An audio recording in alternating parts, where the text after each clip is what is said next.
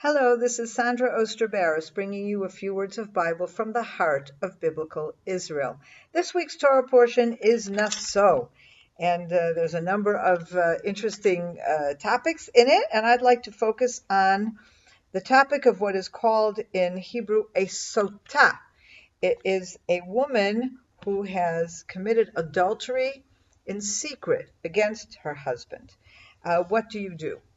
And basically, you have a procedure here where a woman is brought before the priest at the temple and she's made to drink these bitter waters, and the waters themselves will bear testimony whether or not this woman is guilty.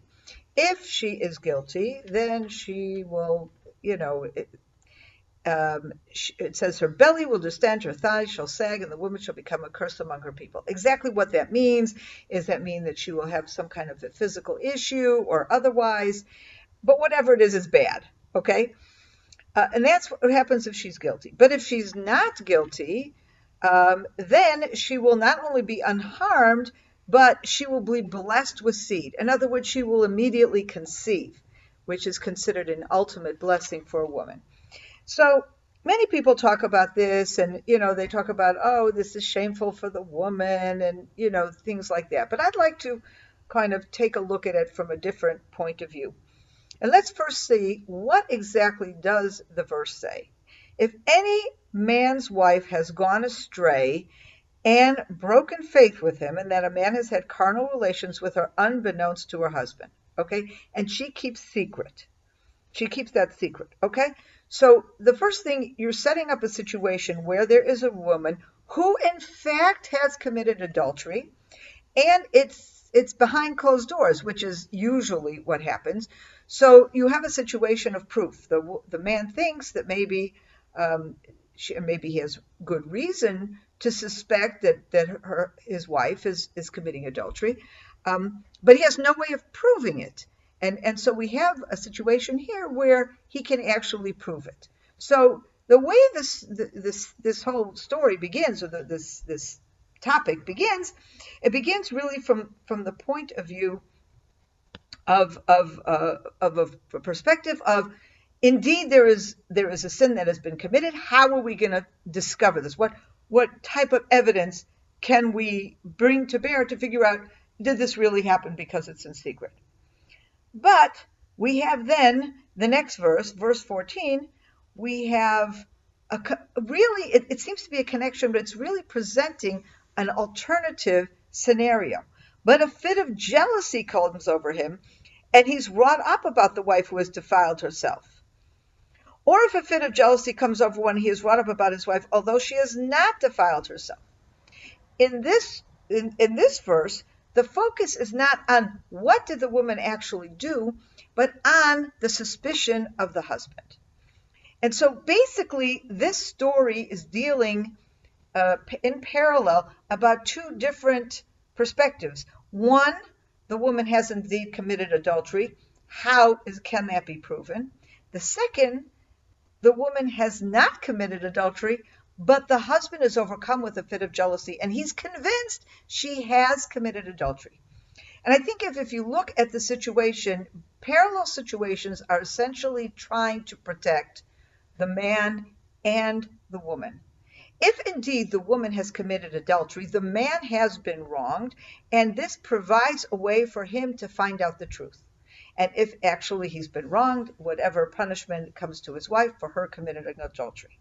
However, if the wife is indeed innocent, and the problem is the man's, that he's the one who has sinned because he has a fit of jealousy, and he suspects his wife, but his wife is actually completely innocent, this mechanism also solves that problem, because it enables the husband to receive proof that indeed his wife is innocent, and theoretically enables them to come back together. Now, we have to remember, by the way, that when we talk about biblical times, women during biblical times are far more vulnerable than women in modern times. Women in those days had very few options to support themselves.